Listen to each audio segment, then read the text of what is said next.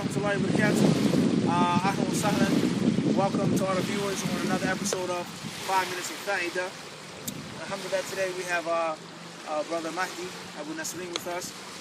And we want to just discuss, we'll take some minutes from the hadith of the Prophet sallallahu alaihi wasallam that's narrated by Abu Hurairah radiyallahu anhu, and that's collected in the Sahih, which the Messenger of Allah sallallahu alaihi wasallam says, تجد الناس كالمعادن خيارهم في الجاهلية خيارهم في الإسلام إذا فقهوا ولتجدن شر الناس ذا الوجهين أو كما قال صلى الله عليه وسلم.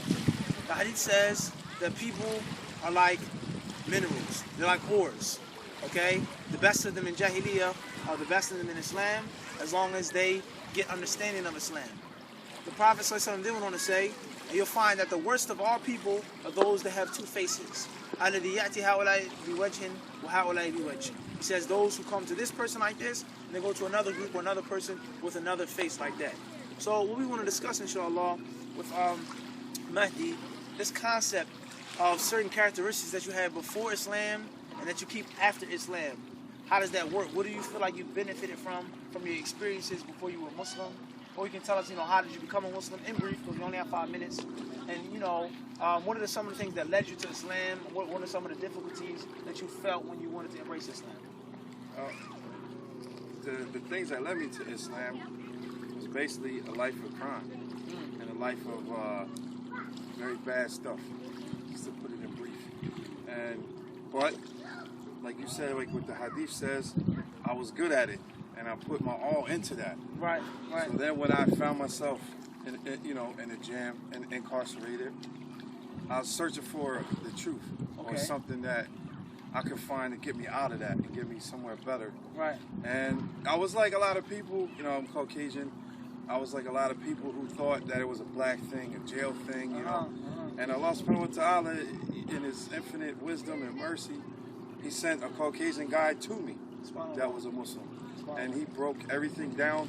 And the thing that really led me to believe there was the truth is everything he said was already in my heart.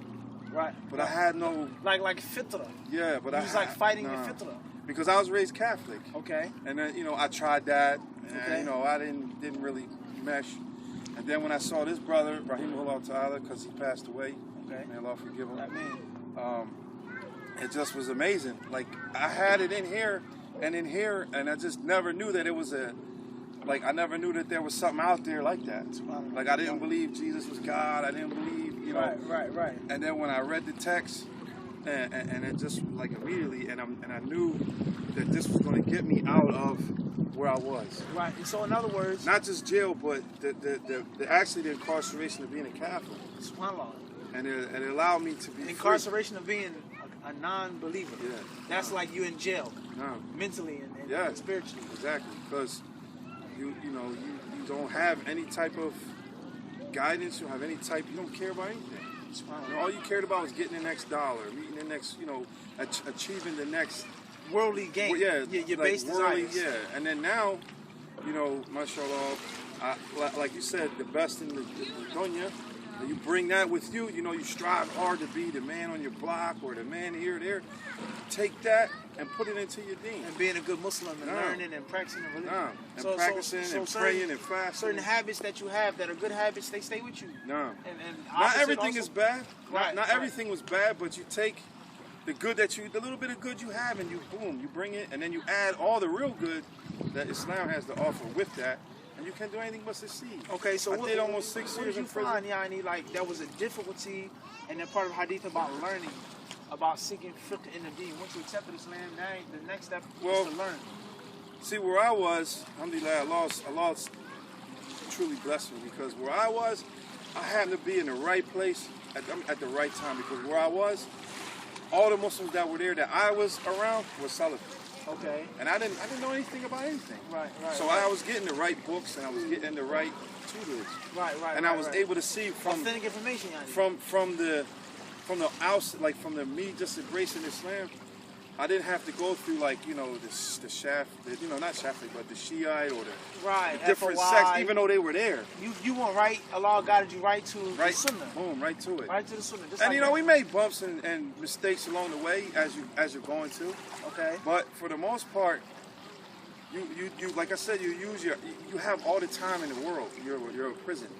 What else can you do? Right. So I was reading everything. Right. Everything people give me, even if it wasn't authentic, because you need to know. You got to be versed. Hunger. You got to be versed. If you're supposed to be giving dawah and calling your family to Islam, you got to know all the stuff that they're going to get. Right.